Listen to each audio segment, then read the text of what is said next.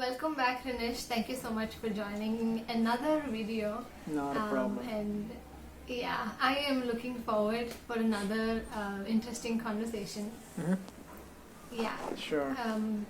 So this time I thought of talking about another phrase that was similar to last time. Okay. Last time we spoke about why we should not tell our kids this much is enough. If you do this much, that's Mhm. good enough, right? We Right. often say that, and why we should not say that. And Right. this time we're gonna talk about the another phrase where parents or teachers say, Mhm. "You are really good at this, and you will never fail. Don't worry, you will not fail. You Right. will never fail at this. You will always be good at this." So this is another phrase that I want to talk about. Okay. And when I say that phrase, you will never fail, Mhm. what are some thoughts that come to your mind from a parent's perspective? Yeah, I think from the starting of our time with our daughter, I'm not sure if we ever used that phrase, because one thing that I knew was that failure, falling down, were things that are inevitable. Things are going to fall in your life. Things are going to fail. Things are not going to go the way you want it to happen. So I've never actually went ahead and told her, you know, things are going to go okay. Things are not going to fail in her life. But I always gone ahead and pushed her, saying you can do something better. You can push yourself out there, put yourself out there, and give it the best, regardless of the outcome that is going to come. So I've always encouraged her, but I think a lot of parents do this. I've heard that, don't worry, nothing's going to happen to you.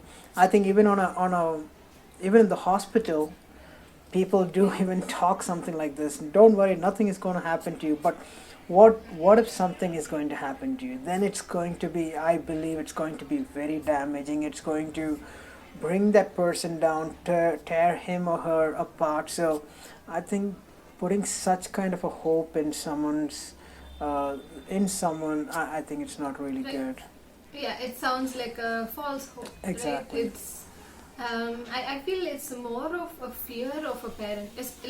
I'm gonna narrow it down to just maybe with child and parent in terms of academics or sports, Right. or something that the child wants to pursue. Where I feel like it's more of a fear of failing. Yeah. And what does it, from a parent's perspective, can you share with us why are parents kind of fearful? Like, what's that fear of failing about? What does it mean? Or how does it feel for you? Yeah, I believe there's a lot of things, especially when it comes to parents feeling that pressure.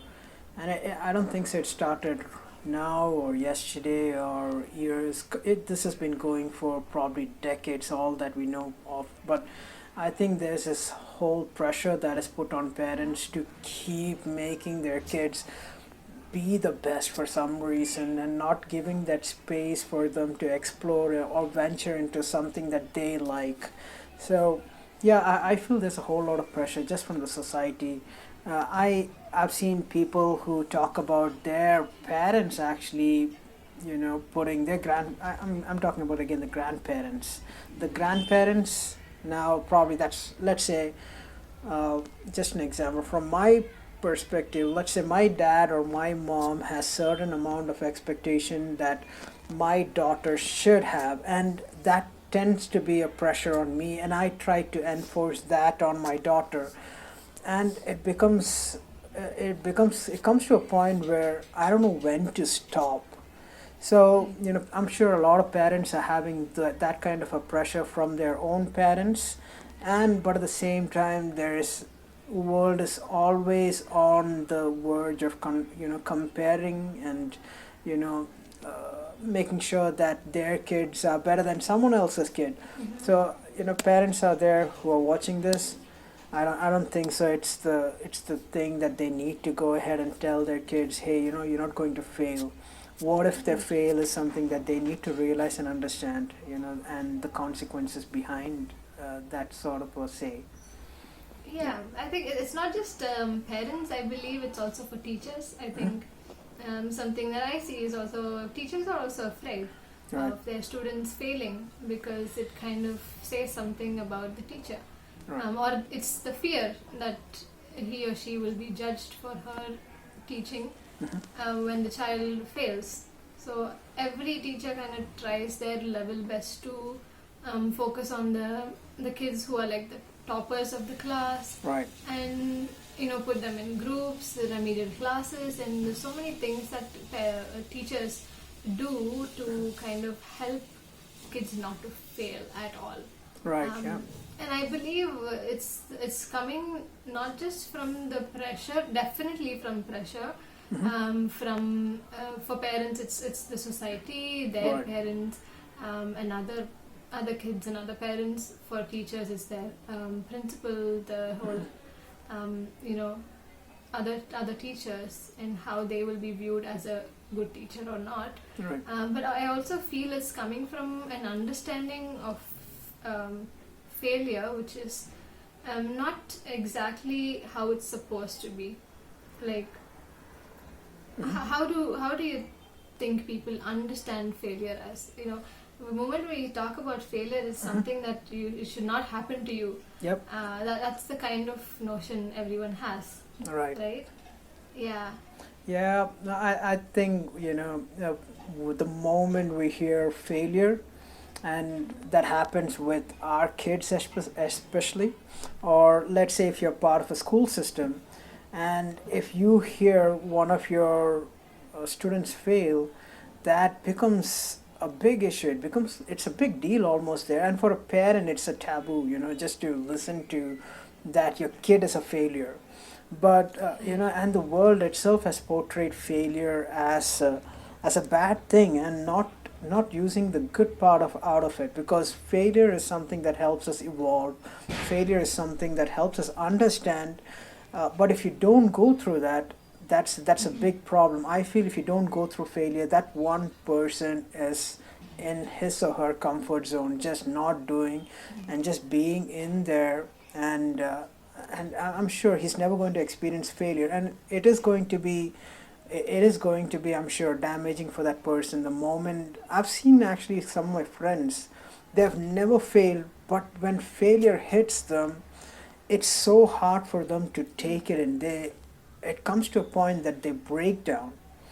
So I think I'll never go ahead and say, tell my child at least you'll never fail, because one, I would want them to learn from their failures, and second, I want them to prepare if tomorrow, or whenever it is, that they be ready if a failure comes to them. So yeah, those are my thoughts.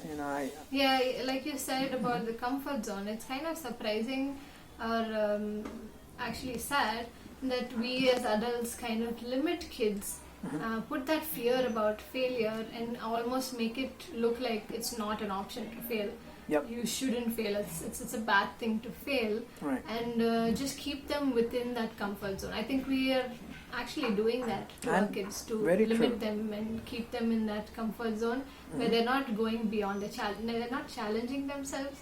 They're not exploring and failing and learning, growing. Right.